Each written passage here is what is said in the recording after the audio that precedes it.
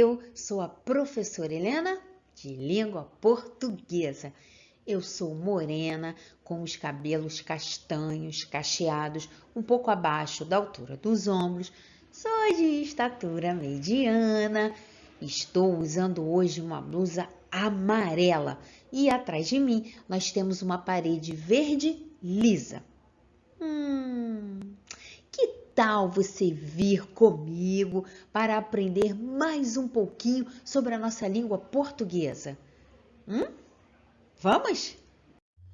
Todo texto tem um propósito comunicativo, ou seja, uma intenção comunicativa, que pode ser de informar, instruir, convencer, divulgar, comentar, divertir e muitas outras.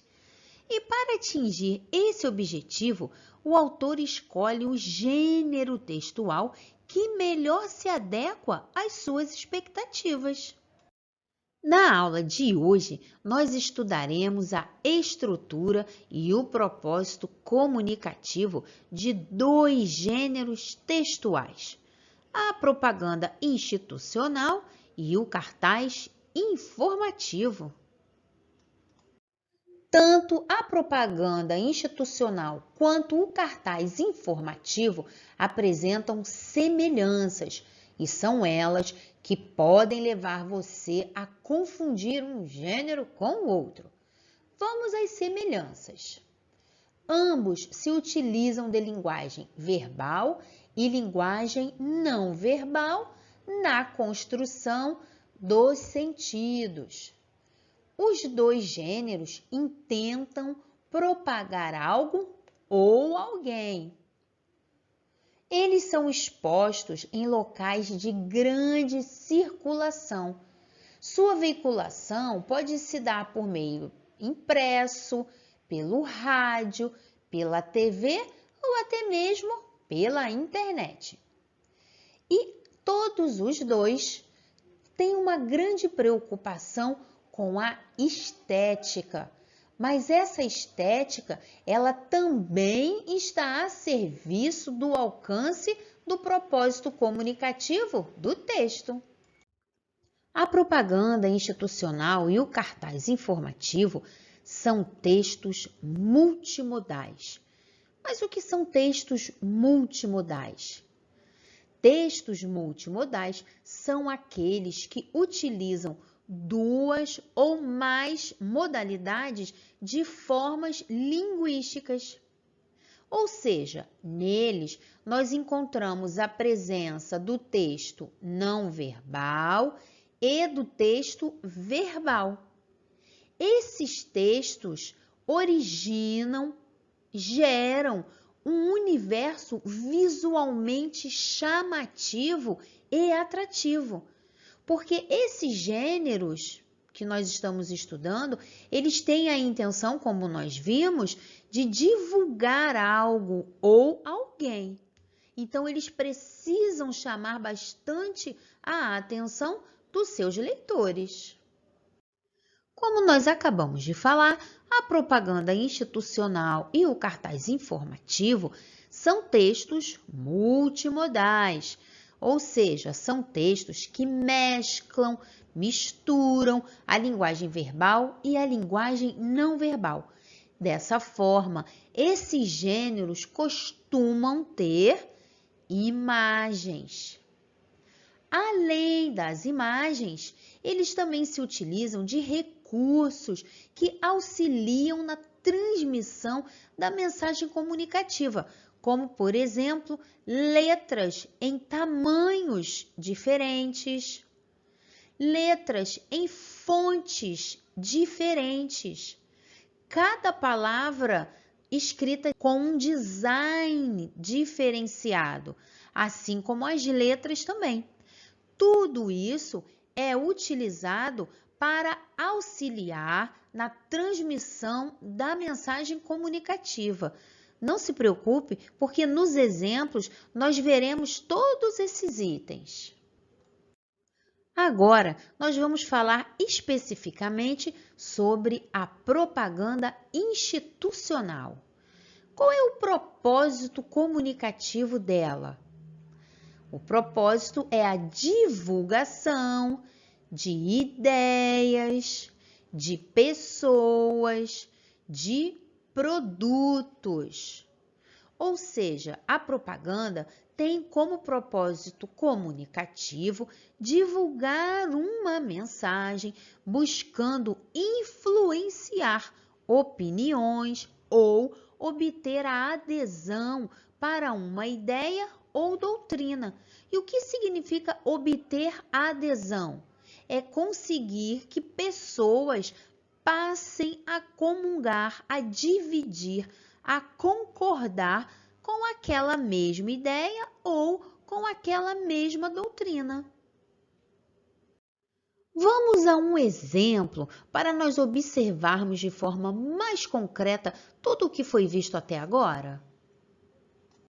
Esse texto é uma propaganda da campanha chamada Respeita as Minas. Foi uma propaganda que, na época, queria combater o assédio que as mulheres sofriam no Carnaval de Salvador. Mina é uma gíria usada para fazer referência à mulher. Esse termo faz parte da linguagem informal, coloquial, porque além de ser gíria, nós percebemos que pela linguagem formal, esse termo faz parte da linguagem informal, coloquial, porque além de ser gíria, nós percebemos que pela linguagem formal, o substantivo mina deveria ir para o plural, concordando com o artigo feminino as, mas nós vemos que isso não aconteceu. Outra observação interessante em relação ao nome da campanha é a construção com o verbo no imperativo. Respeita. O verbo no imperativo foi utilizado nesse texto para expressar uma sugestão ou conselho. Observe também que tanto a linguagem verbal quanto a não verbal ajudam na composição do sentido e estão a favor da intencionalidade comunicativa de quem pensou nesta campanha. A imagem formando a silhueta do rosto de 4 mulheres, 4 minas. A frase respeita as minas ajudam no entendimento da propaganda.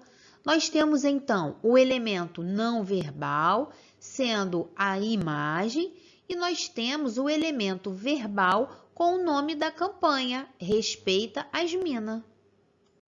Observe que a campanha institucional tem uma representação gráfica que vincula o texto ao órgão que incentiva a campanha. Junto à representação gráfica, nós temos o nome do órgão, que nessa campanha é a Secretaria de Políticas Públicas para as Mulheres.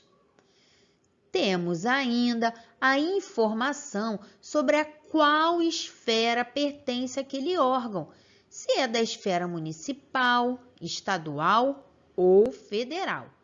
Aqui, a campanha é incentivada pelo governo do estado da Bahia. Perceba que os 3 textos verbais que aparecem na propaganda estão em fontes diferentes, ou seja, cada texto tem um design diferenciado, a letra tem uma aparência diferente. Esse é outro recurso visual que ajuda muito na composição de uma propaganda, porque além de colaborar com o aspecto estético, ele também chama a atenção para a mensagem transmitida pela propaganda. Você já tinha se dado conta de todos esses detalhes que estão presentes nas propagandas? E eu então lhe pergunto, qual a finalidade desse texto? Nós vimos logo no início da análise desse texto que a finalidade é estimular o respeito às mulheres. Agora, nós veremos algumas características do cartaz. O cartaz, que também é conhecido como pôster, é um suporte normalmente em papel, afixado de forma que seja visível em locais públicos. Sua função principal é a de divulgar informação visualmente, mas ele também tem sido apreciado como uma peça de valor estético. Além da sua importância como meio de publicidade e de informação visual, o cartaz possui um valor histórico como meio de divulgação em importantes movimentos de caráter político ou artístico. Vamos analisar um exemplo de cartaz. Observe o título desse texto: Dicas para não cair em fake news na internet. O título está em destaque. Além de ter uma cor diferente, ele também está todo escrito em caixa alta. Ele está todo escrito em letras maiúsculas. E junto do título há uma imagem que simboliza atenção. Abaixo dessa parte do texto, que é o título, nós temos algumas dicas, algumas instruções, que são a mensagem comunicada pelo cartaz. Essas instruções estão escritas com o verbo no imperativo, porque a função desse cartaz é instruir, é orientar como nós podemos nos prevenir de acreditarmos em fake news. Leia a matéria completa, não apenas o título ou a chamada. Confira a data da publicação, cheque se a URL é confiável, pesquise a informação em outros veículos de imprensa. Além de tudo isso que já foi dito, algumas partes das instruções estão em negrito, outro recurso utilizado. Matéria completa, data da publicação, URL é confiável, pesquise a informação.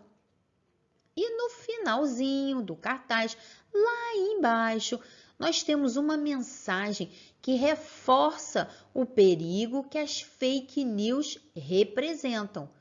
Com saúde não se brinca.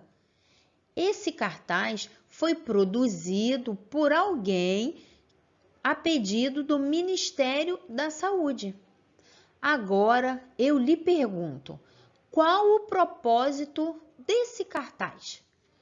O propósito é ajudar os cidadãos a não acreditarem em fake news.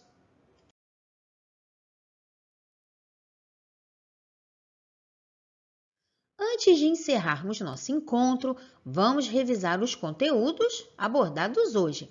Na aula de hoje, nós vimos algumas características dos gêneros propaganda institucional e cartaz informativo. Aprendemos também a identificar o propósito comunicativo desses gêneros.